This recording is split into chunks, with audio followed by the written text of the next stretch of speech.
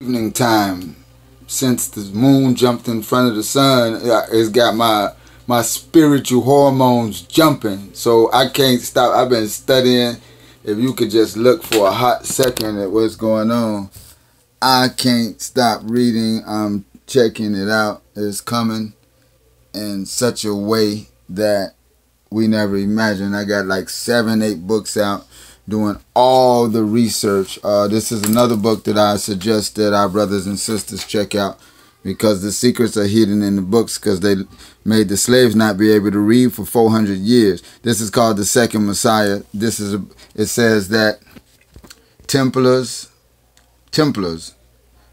turning shrewd, and the great secret of the Freemasons. What this describes, more importantly, is the manipulation that was done by the Vatican to change the course of our story to his story. And lots of lies that they made up about Paul. One of the things that I found in the book is that the whole concept of the resurrection from the dead came from lost Israelites. We had already been, before Yahushua came, the Savior, the salvation of this world, had even come into existence. We have even come to this earth in the form of the flesh. We were already practicing Greco-Roman traditions mixed with Hebrew Israelite things, just like our people over here today, our people over in Israel, our people over in Africa, wherever we might be in the four corners of the earth, are practicing Greco-Roman traditions, which mixed with Israelite rituals. So they had a thing where it says, in our last book, we made a complex, but we hope well-reasoned argument that Jerusalem Church used living resurrection ceremonies to initiate people into the higher level of membership. In these ceremonies, the candidate underwent a symbolic death and was wrapped in a shroud before being resurrected, just as Freemasons are today. It is known from the contemporary documents, including the Dead Sea Scrolls, that this was normal practice at that time for Jews to call people outside their sect the living, and those inside it the dead. It is a known fact that the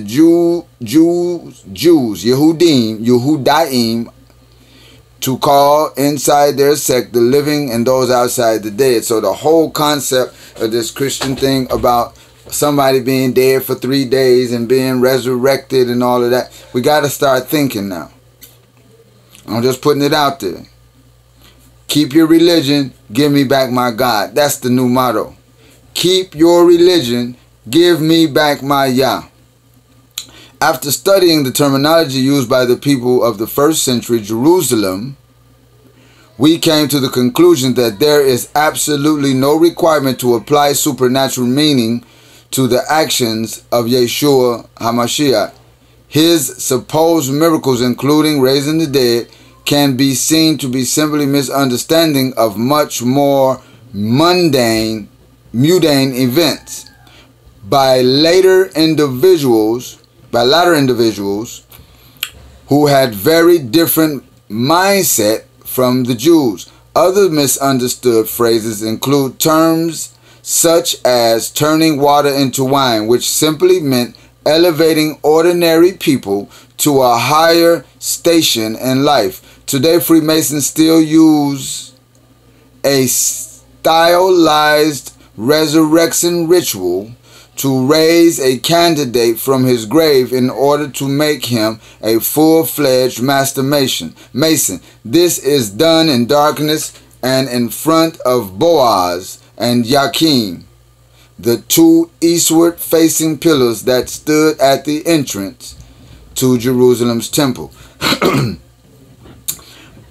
After Paul became convinced that he had a new interpretation of the death of Yeshua based on the misunderstanding of the terminology of Jerusalem, he knew that he would have problems with James. James being real name Yaakov. James was the Jesus of, the brother of Yeshua, who they call Jesus today, and his real name was Yaakov. We know that J is only a couple of years old, so neither one of them were called by that name. Or 300 years old, I don't know, but the letter J just popped up, in that terminology of J is not natural. Okay, so now we know that Yaakov, it makes more sense that salvation and overcome would be the names of the brothers of these inspired Hebrew Israelites who God had given the message to take care. He says the head of Jerusalem church. Now James was the head of Jerusalem church, not Paul. His embarrassment when explaining his new gospel to James, this is now Paul explaining his new gospel to James, is apparent in the 2nd chapter of his epistle to Galatians, where he says, "And I went up by revelation and communicated unto them that gospel which I preach among the Gentiles. But contrariwise, when they saw the gospel of the uncircumcision was committed unto me, as the gospel of the uncircumcision was unto Peter. For he that wrought effectually in Peter to the apostleship of the circumcision, the same was mighty in me toward the Gentile. And when James, Cephas, and John, who seemed to be pillars, perceived the grace that was given unto me, they gave to me and Barabbas the right hand fellowship, that we should be unto the heathen, and they unto the uncircumcised." And what he's trying to say here is that the brother of Jesus, James, who the Catholic Church, and also in this book, had excluded him from even being a part of the Messiah's brother, saying that Jesus was the only child. Now we find out we've been new. Because Israelites ain't that stingy. They barely have just one child, especially in the Middle East. Everybody popping. It's just hot like that. And if we don't start kind of, see, that's what I'm trying to say. If we just gonna go, but you got to search and search and search, because the writings is there. They didn't change it that much. It's the translation that has become the lie. And the lie told for so many centuries, especially a millennium, becomes truth, because who lives long enough to keep passing on the truth? This is where we are, but there's something that resonates in the heart of a righteous man that tells us that something ain't right. Something ain't right. This ain't making sense. So that's what we're doing right now. We're making sense. Some Christian observers, this is page 6, at the top of the page of The Second Messiah, a book called. Some Christian observers have tried to claim that Paul's gospel of the uncircumcision was merely a geographical agreement with Paul, where Paul took responsibility for preaching to the Gentiles outside of the Jewish homeland. But this is a hollow argument. In the second epistle to the Corinthians, now you got to remember one thing: everything that Paul wrote was not for the Israelites. He wrote letters for those different churches or those different worshiping areas that was outside of the promised land. Those were Galatia. That was a country.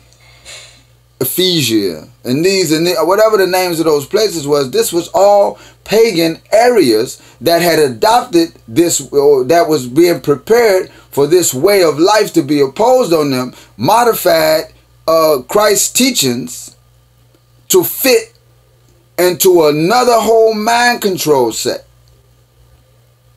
Now see, if we just going by what they wrote and this and that without having some spiritual power to discern, that's what we grew up learning, the power of discernment. And if you lived the life, if you was born in that life, that you lived a righteous child of Yah, or got those principles was instilled in us, then you would automatically kind of start understanding you have a spiritual lie detector, a spiritual right and wrong detector. That's why I'm urging us to get back in tune with the cycles of Yah. And unfortunately, eating and consumption of flesh won't allow you to go to that godship level. You'll be a demigod. Because getting back to the Adamic covenant, we can't be eating blood. Sorry to disappoint you all, but you should work on that. Especially now, because these ain't even the real animals. Okay.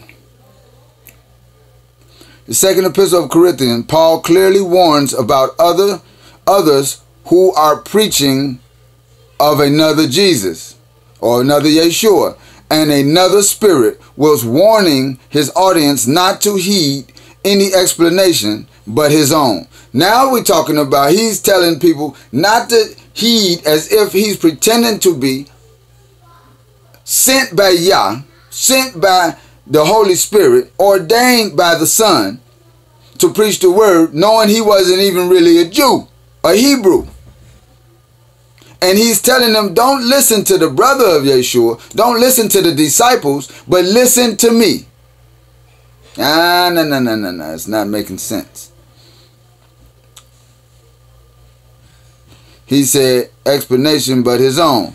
Now, all of them are trying to translate to the best of their ability. None of them really had the full spiritual thing. Then they only took James' real writings and then only gave him 1 or 2 pages. And Paul got 7, 8, 9 books. You think the brother, the disciple, who Paul was not a disciple. Yeshua was, James, Yaakov was a disciple. And the brother, which means the same royal bloodline, and he gets 2 pages in the Bible, and Paul gets about 9 books. That's the biggest conspiracy ever happened. And that was designed to keep those Christians who believe to never ever really touch the surface of the true meaning of Christ-like, but to more talk about the ritualistics of, or talk about, give power to the other paganism that was incorporated in the true worship and the true understanding and the true teachings of Yeshua HaMashiach. So, that being said, I'm going to finish with the book of Malachi now a little bit. Malachi, meaning my messenger, meaning my angel. Now, the last book of the Old Testament, the last prophet. Now, you got to understand, it was about 300-year drought between Malachi to the coming to the birth of the Messiah. So imagine in that time, that span of time, how far by tradition we had gotten away from Yahuwah. The reason why Yahuwah is addressing the priests is because he knew that they had been ordained. The prophets is telling them that you all are the ones who are misleading them. The rabbis, the preachers, the this, the that, the sheikhs, the imam, whatever it is that they're using to control. The Creator is saying now, he's addressing Israel. He says, and now this commandment is upon the Kohanim. If you do not listen and do not take it to heart, render honor to my name, says Yahuwah, I will send curse among you, and I will curse your blessings. Indeed, I have already cursed it, for you do not take to heart. Behold, I am suppressing the seed of you. He said, I'm suppressing your seed because of you. And I will scatter filth upon your face, and the filth of your festive offerings, your sin, will carry on to this. Let's keep going. Malachi 2 and 4. Know that I have sent this commandment to you, so that my covenant should be with Levi, says Hashem, Master of Legions. My covenant was with life and peace. I gave these to him for the sake of fear, which he feared me, for he was in awe of my name. Teaching of truth was in his mouth, and injustice was not found in his lips. Now let's go back. Let's check it out in Hebrew. He says, he says, Heneni go'er lachem et hazera veziriti feresh al pnekem feresh chagigechem venesa etchem elav. וידעתם כי שלחתי אליכם את המצווה הזאת להיות בריתי את לוי, אמר יהוה הצבאות. בריתי הייתה אותו, והשלום ואיתכם, ואתנם לא מורה. ויראני מפני שמי ניחת הוא. תורת אמת הייתה בפיו ועוולה לא נמצא. Well, here he described it in a more direct and more straightforward way. He's saying that the covenant that I made with you, that I sent to you, was the commandment for you to be priest. He said, and you knew that I sent it to you. And it was to be a covenant with Levi, with the Levites. But it was, I sent this covenant and I gave you these commandments. He said, I gave you these commandments to give you life, to command life and peace forever. He said, and there was nothing found in my Messiah, in my prophets, in my instructors, nothing found in their mouth. First of all, he said, I gave them Torah Emet. Now that means that I gave them instructions of truth. Torah Emet. Torah is instructions, guidelines, ordinances on how to live life, how to have direct access to life. Look around, people. Are we doing that? Sons and daughters of Israel. Are we living up to that? Oh, boy, it's getting deeper. He walked with me in peace and with fairness and turned many away from iniquity. Now he's talking about Hamashiach, that same spirit that Yah had ordained from the beginning. Now it's coming to clean up things. For the lips of the Kohen should be safeguard of knowledge. Now he's trying to explain to you exactly what is a priest supposed to be doing. It's supposed to be the safeguard of knowledge. So how did we get in this mess we in? Where did this come from? Are they teaching that? Is our Kohanim the safeguard of knowledge?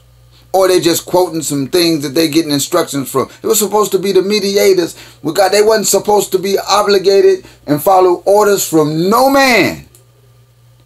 Our Kohanim was supposed to have direct access, studying, meditating day and night. We were supposed to make sure that they had food, their families were straight, and all they were supposed to do was stay focused and in tune with the Holy One of Israel. Not partying and dancing with other people's wives, not drinking and smoking and fornicating and iniquity. No, they wasn't. We were supposed to protect our Kohanim. We were supposed to put shelter around them. We were supposed to have an institute where every child, like Nasi Eliezer, the elder prince who established the newfound priesthood after 2,000 years.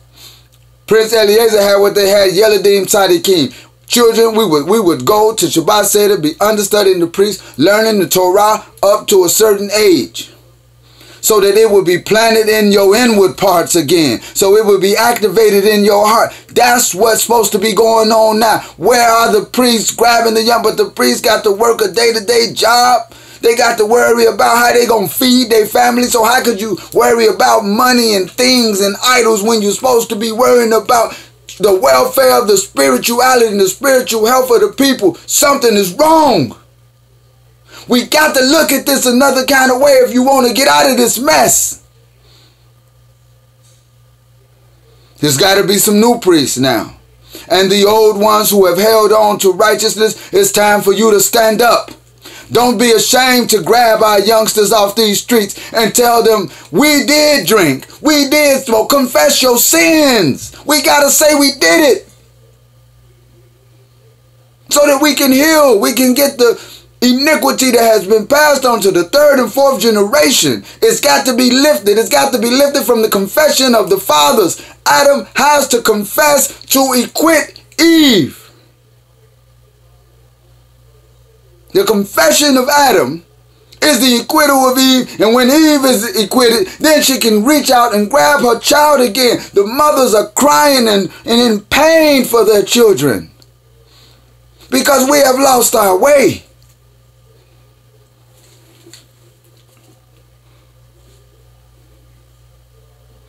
He said, for he is the great of Hashem, master of legions. But you have veered from the path. You have caused many people to stumble through your teachings. He said, you have strayed from the path, and you have caused many to stumble by your teachings. Them teachings that we had got us in the mess that we do. We sat up and went to classes and so what happened? All I'm saying now is, let's acknowledge, let's every male look at themselves, and then let's turn this around, if you care. Leaders, rulers, if Yah was ever in you, then the words that I'm speaking and the truth that everybody else is crying out would resonate. Your heart would have some compassion, like I cry for the people. It's not you. We know you possessed. But cast them demons out now. And the only way to cast them demons out is to cry out for Yahweh. These are the end days. The sun was blocked today. And then light came, resurrection. A higher level of intellect. The conquering lion of Judah, it's time to raise up. Shiloh, Ephraim. He said, I have learned who have given you warning of my intentions to abolish my covenant with Levi, says Yahweh Sabaoth. My covenant was with him, and it stood for life and peace. Man, this is my Jerusalem Bible. Now, I was reading it out of the translation that they did from English to Hebrew. Now, this is older. This is translated from Aramaic or whatever. He says, I who have given you this warning of my intentions to abolish my covenant with Levi. Say, I was going to abolish my covenant with Levi. Says Yahweh Sabaoth. My covenant was with him, and it stood for life and peace. He made a covenant with the Kohen, he made a covenant with Israel, and it stood for life and peace. And these were what I gave him. And it stood for fear and trembling. And he respected me, and he stood in awe of my name. The teaching of truth was in his mouth. Falsehood was not to be found on his lips. He walked with me in integrity and in virtue. Talking about Hamashiach now. He converted many from sinning.